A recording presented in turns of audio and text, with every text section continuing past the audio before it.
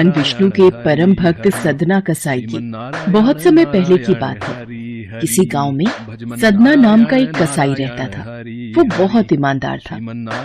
भले ही पेशे से वो एक कसाई था और मांस बेचता था, पर उसके मुख पर सदैव भगवान विष्णु का ही नाम रहता था और वह भगवान विष्णु के नाम कीर्तन में मस्त रहता था। यहाँ तक कि मांस को काटते बेचते हुए भी वह भगवान विष्णु का ही नाम गुनगुनाता रहता था।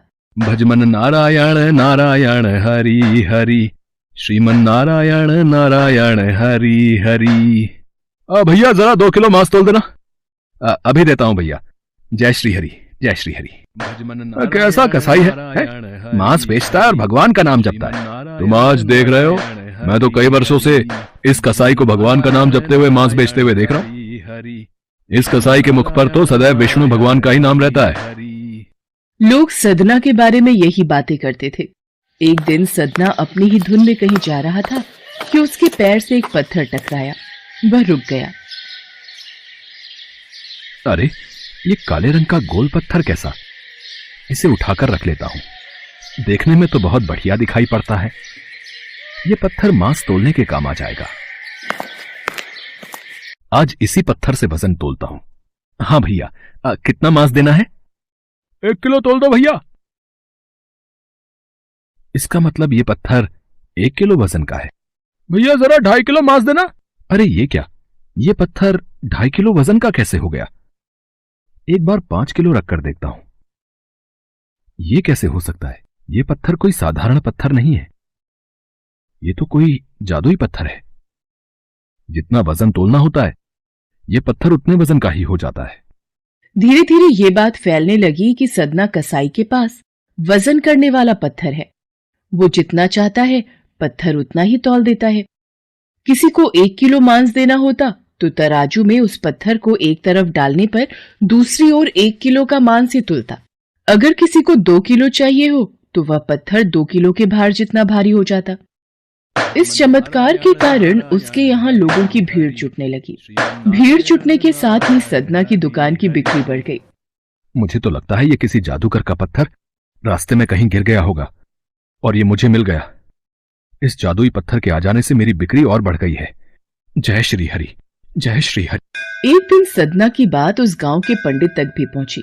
हालांकि वो ऐसी अशुद्ध जगह पर नहीं जाना चाहते थे जहां मांस कटता हो व बिकता हो, किंतु जब एक भक्त ने उन्हें उस पत्थर के बारे में बताया तो पंडित जी के मन में उस चमत्कारिक पत्थर को देखने की उत्सुकता जाग गई। पंडित जी, आप नहीं जानते, उस सदना कसाई के पास सचमुच एक जादुई पत्थर है। हाँ, जो अपना वजन सामान के अनुसार ही कर लेता है। एक बार चलकर देख लें तो अवश्य ही वो पत्थर देखकर आप चकित हो जाएंगे। अब तो इतना जोर दे ही रहा है तो दूर से मैं उस पत्थर को देख लूंगा, पर निकट नहीं जाऊंगा। चल देखूं तो आखिर कौन सा जादुई पत्थर उस सदना कसाई के पास है।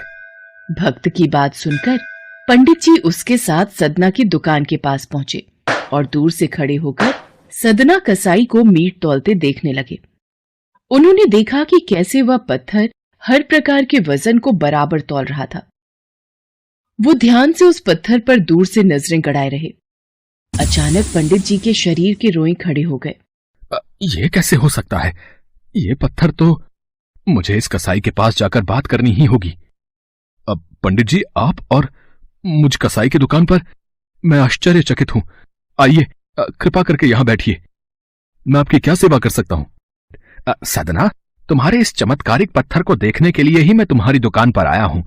या यूं कहें कि ये चमत्कारी पत्थर ही मुझे खींचकर तुम्हारी दुकान पर ले आया है। पर शायद तुम इस बात से पूरी तरह अनजान हो। तुम जिसे पत्थर समझकर मांस तोल रहे हो, वास्तव में वो शालिग्राम जी हैं, जो कि भगवान विष्णु का स्वरूप है। तुम ये नहीं जानते, शालिग्राम जी को इस तरह गले कटे मांस के बीच में रखना व उनसे मांस तोलना बहुत बड़ा पाप है।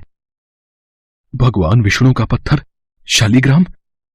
पंडित जी, फिर तो मैं बहुत बड़ा पाप कर रहा हूं। मुझसे भूल हो गई। श्रीहरि, मुझे क्षमा करना। मैं आपके इस रूप को पहचान नहीं पाया। पंडित जी, आप तो ब्राह्मण हैं, अतः आपसे उत्तम सेवा और पूजा भगवान शालिग्राम के इस पत्थर स्वरूप की कोई नहीं कर सकता। मैं भी नहीं। कृपया करके ये पत्थर आप रख लीजिए। ठीक है सदना, मैं भगवान शालिग्राम की सेवा करने के अवसर को भला कैसे ठुकरा सकता हूं। लाओ, ये मैं ले जाता हूँ। पंडित जी उस शालिग्राम पत्थर को बहुत सम्मान से घर ले आए। घर आकर उन्होंने वह पूजा अर्चना आरंभ कर दी। कुछ दिन ही बीते थे कि एक रात पंडित जी के स्वप्न में श्री शालिग्राम जी आए और बोले, हे ब्राह्मण, मैं तुम्हारी सेवाओं से प्रसन्न हूँ, किंतु तुम मुझे उसी कसाई के पास छोड़ाओ। हे प्रभु, क्या मुझसे आपकी पूजा अर्चना करने में कोई भूल हुई है? ब्राह्मण, तुम मेरी अर्चना पूजा करते हो, मुझे अच्छा लगता है, परंतु जो भक्त मेरे नाम का गुणगान कीर्तन करते रहते हैं, उनको मैं अपने आप को भी बेच देता हूँ। सदना तुम्हारी तरह मेरी पूजा अर्चना नहीं करता है, परंतु वो हर समय मेरा नाम गुनगुनाता रहता है, जो कि मुझे अच्छा लगता है।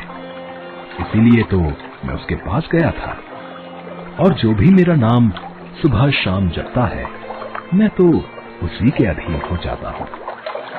सदना के मुख पर सदैव मेरा ही नाम रहता है, इसलिए मुझे वो अति प्रिय है। सतना मुझे निस्वार्थ प्रेम से याद करता है। मैं जानता हूँ तुम्हारी ही तरह वो भी मेरा परम भक्त है।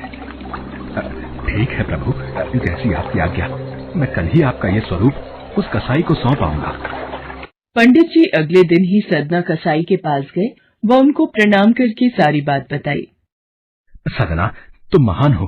भगवान विष्णु श्री हरि ने स्वयं तुम्हारे पास रहने की इच्छा जताई है। वो चाहते हैं कि उनके आशीर्वाद स्वरूप ये शिला सदैव तुम्हारे पास ही रहे और वे तुम्हारे द्वारा की गई सेवा का लाभ उठाएं।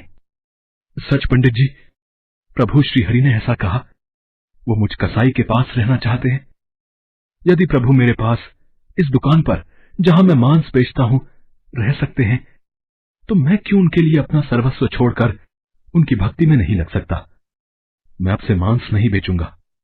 मैं अपने श्री हरि विष्णु भगवान की भक्ति में लीन रहूंगा। मेरा आज से यही नियम है, भगवान श्री हरि की भक्ति करना। पंडित जी ने श्री शालिग्राम जी को सदना को सौंप दिया। सदना कसाई की आंखों में आंसू आ गए। मन ही मन उसने मांस बेचने के कार्य को छोड़ देने का विचार और निश्चय किया कि यदि मेरे ठाकुर को कीर्तन पसंद है तो मैं अधिक से अधिक समय नाम कीर्तन ही करूंगा।